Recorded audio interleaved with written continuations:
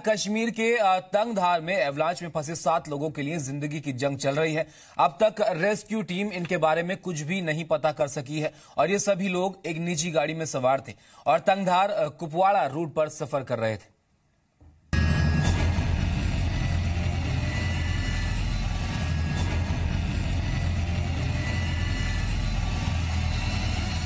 कश्मीर के तंगधार के इस रेस्क्यू ऑपरेशन में उन 7 लोगों की तलाश की जा रही है जिनका एवलांच के बाद से कोई अता पता नहीं है।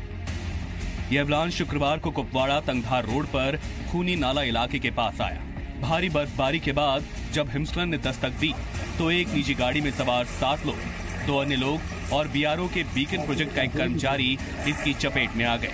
बीआरओ के बीकन प्रोजेक्ट के कर्मचारी की मौत हो चुकी है जबकि 2 अन्य लोगों को बचा लिया गया है। हालांकि निजी गाड़ी में सवार 7 लोगों के बारे में कोई जानकारी नहीं मिल पा रही है।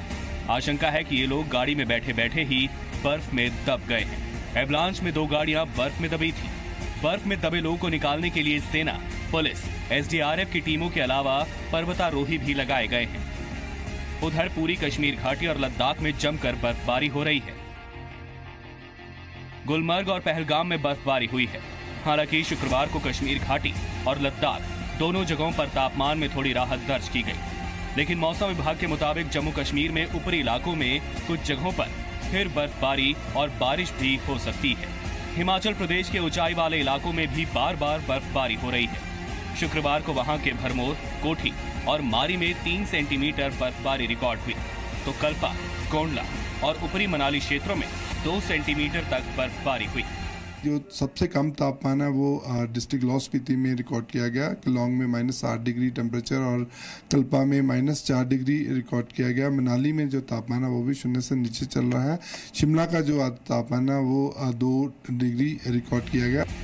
अगर इस वक्त देश में ठंड का नक्शा देखा जाए तो पहाड़ी राज्यों में जम्मू कश्मीर, हिमाचल प्रदेश और उत्तराखंड में तो बर्फबारी का अटैक है, लेकिन उत्तर भारत के मैदानी राज्यों उत्तर प्रदेश, बिहार, मध्य प्रदेश और राजस्थान के पूर्वी इलाके, छत्तीसगढ़, विदर्भ, झारखंड, पश्चिम बंगाल के गंगा तटीय इलाके, ओडिशा और राजस्थान में बर्फीली हवाओं का सितम बह रहा है। राजधानी दिल्ली, हरियाणा और पंजाब में ठंड और कोहरा सीजन की सबसे भीषण स्थिति में है।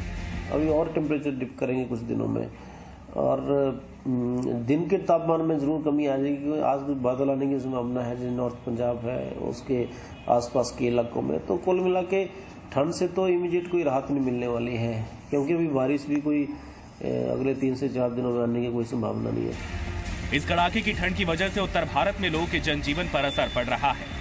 ठंड की परेशानी तो होती है, बस क्या करे, करना पड़ता है। ठंड अभी धीरे धीरे बढ़ रही है, दिल्ली में कड़ाके की पड़ेगी। हाँ, ठंड से असर तो पड़ता है। दिल्ली में ठंड ज़्यादा पड़ती है, काम में दिक्कत होती है, बच्चों के लिए तो ज़्यादा होती है ठंड और भी। इस ठंड में सिस्टम की नाकामियां भी उजागर हो रही हैं। देहरादून में मेडिकल कॉलेज में भी जी मीडिया रिपोर्टर को डॉक्टर, नर्स और कर्मचारियों के कमरों में हीटर तो मिले, लेकिन नवजात बच्चों और माओ के लिए ऐसी कोई व्यवस्था नदारद थी। जो यहाँ पे कर्मचारी हैं उनके पास अपने लिए तो हीटर की व्यवस्था है। अगर जो यहाँ पे नर्स हैं या फिर जो और स्टाफ है, ये ड्यूटी रूम आपको दिखा देता हूँ मैं इस समय।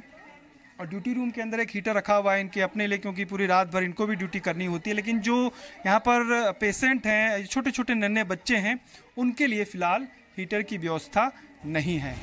ठंड में इंसानों और पशु पक्षियों के साथ साथ फसलों पर भी बुरा असर पड़ रहा है। यूपी के बलरामपुर और गोंडा जैसे जिलों में लगभग 1 सप्ताह से धूप न निकलने के कारण शहरी, ग्रामीण और तराई क्षेत्रों में ठंड का बड़ा असर देखा जा रहा है, जिससे आलू, सरसों और अरहर की फसलें प्रभावित हो सकती हैं। हालांकि जमकर पड़ रही ठंड गेहूं की फसल के लिए फायदेमंद भी हो सकती है। ठंडी नहीं पड़ेगी तो गेहूं का उत्पादन घट जाता है। गेहूं के लिए फायदा है। सरसों की फसल जिसमें फूल लगी हो उसको नुकसान होने की संभावना रहती है, लेकिन अगर पाले से बचाना हो फसलों को तो किसान सिंचाई हल्की करे। हल्की सिंचाई करने से पाले से फसल बच जाती है। उधर दिल्ली एनसीआर में ठंड और कोहरे के असर से रेल और हवाई यातायात लगातार प्रभावित हो रहा है। स्कूलों में भी छुट्टियों का ऐलान करना पड़ा है। यूपी की गौतम बुद्ध नगर में प्रशासन ने 10 जनवरी तक छुट्टी रखने का आदेश जारी कर दिया है। श्रीनगर से खालिद हुसैन के साथ ब्यूरो रिपोर्ट।